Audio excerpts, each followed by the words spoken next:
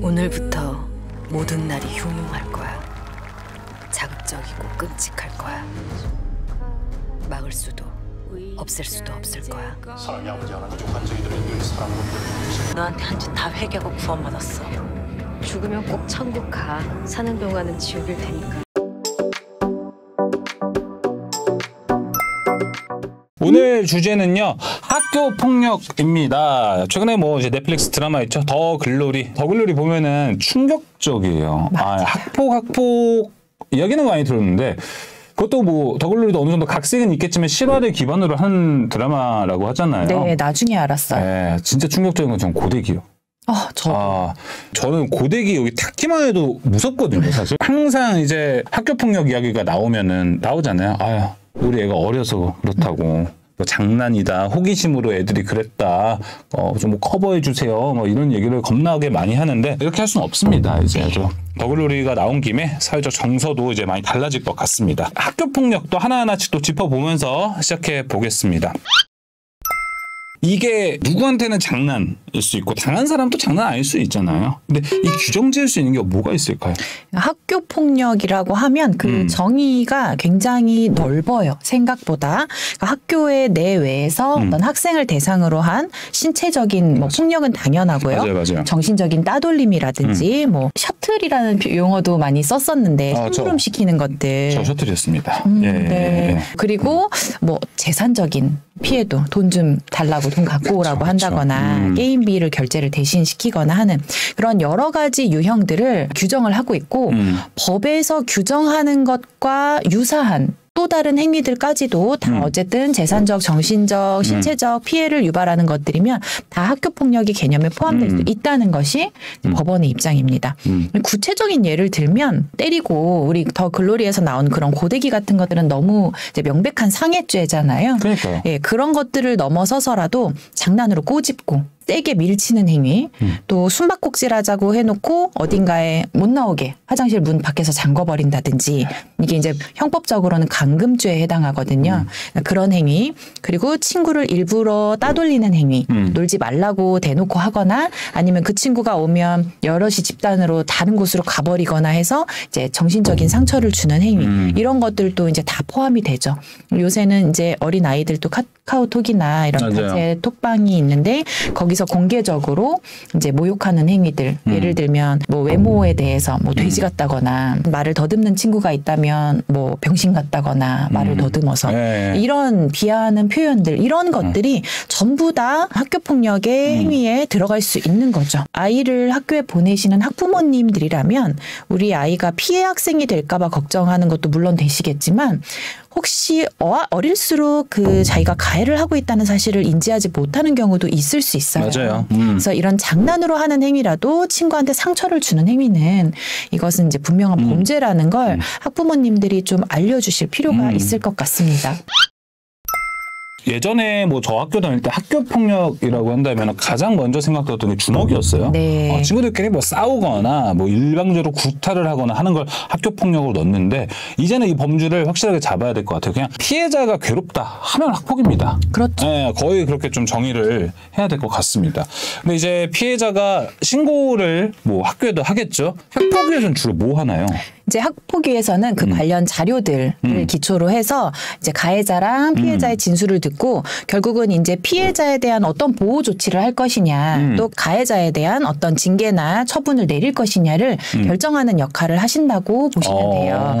또 이제 그 가해자와 피해자 간의 합의를 좀 분쟁 조정이라고 하죠. 이런 분쟁 조정을 좀 이끌어내는 역할을 하기도 하고요. 학교 폭력이 일어났다 하면 이제 그것을 점수를 매겨서 이 가해 학생을 특히나 어떤 처분을 내릴지를 이제 결정을 합니다. 근데 그게 이제 임의의 점수를 주는 게 아니라 가이드가 있어요. 사안의 어떤 심각성이라든지 고의성이 얼마나 있는지, 반성을 하고 있는지, 화해를 했는지에 따라서 점수를 매겨요. 예를 들어서 뭐 심각성이 아주 없다, 적다, 그럼 0점, 매우 높다 하면 4점. 이렇게 그 각 이제 지표마다 점수가 있어서 당연히 점수 합계가 높을수록 높은 처벌이 나가겠죠. 그래서 예를 들어 뭐 10점에서 12점 사이면 하면 뭐 출석 정지, 16점에서 20점, 20점이 이제 만점인데, 네, 20점까지면 뭐 퇴학 처분이나 전학까지도 가능하게 그렇게 이제 점수화가 되어 있어서 그런 것들을 결정하는 기구라고 생각하시면 될 것 같습니다. 이 학폭위가 학교에서 뭐 선생님들끼리 만든 단체인 건가요? 아니면? 그렇지는 않고요. 네. 이 학교폭력예방법이라는 법률에 이런 심의위원회를 두도록 규정을 두고 있어요. 네. 그래서 그 법에 근거해서 만들어진 위원회입니다. 알겠습니다.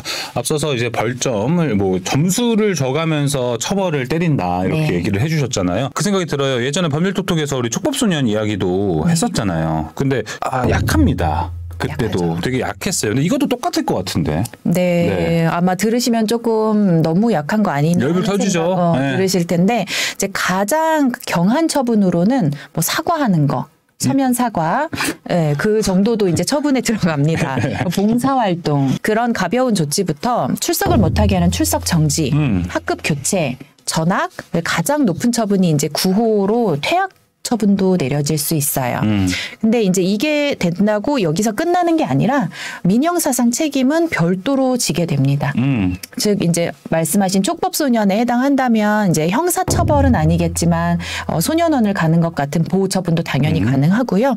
또 형사로 끝나는 게 아니라 민사, 정신적인 손해배상 또는 이제 치료를 받아야 된다면 치료비 등에 대한 손해배상 청구도 당연히 할 수 있게 됩니다. 그걸 다 이제 책임을 져야 되는 거죠.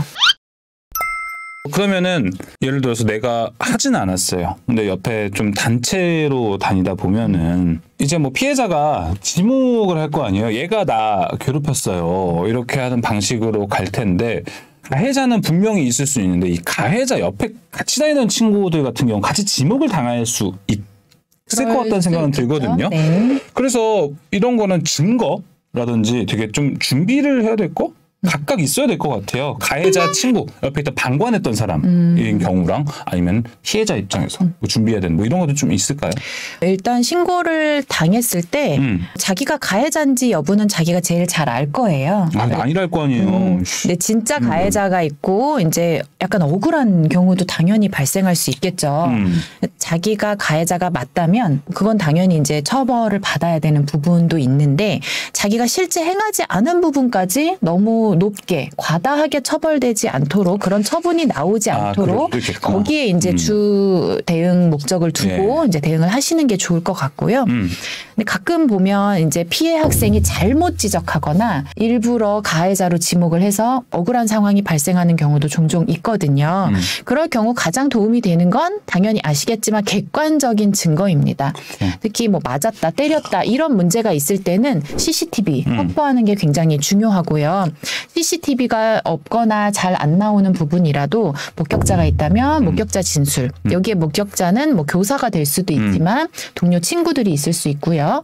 그런 것들을 확보를 해서 자기가 가해자가 아니고 이런 가해 행위에 가담하지 않았다는 것을 적극적으로 증명해서 억울함을 좀 해소하는 게 필요합니다.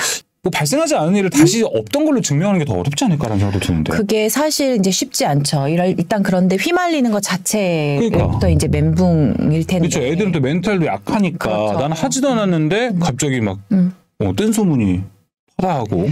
그렇게 완전 악의적인 상황은 근데 어떻게든 해결이 되기는 하더라고요. 왜냐하면 이제 그 가해 학생이나 피해 학생의 진술만 가지고 판단하지는 않거든요. 그러니까 주변 친구들도 어떤 느낌이라는 게 있잖아요. 이 친구들 간의 관계라든지 이런 것들을 다 평소에 학교 생활을 어떻게 했는지 이 아이들이 메시지를 어떻게 주고받았는지 이런 정황들을 보면 사실 너무 명백하게 거짓말하는 그런 신고의 경우에는 좀 드러나는 경우가 많이 있어요.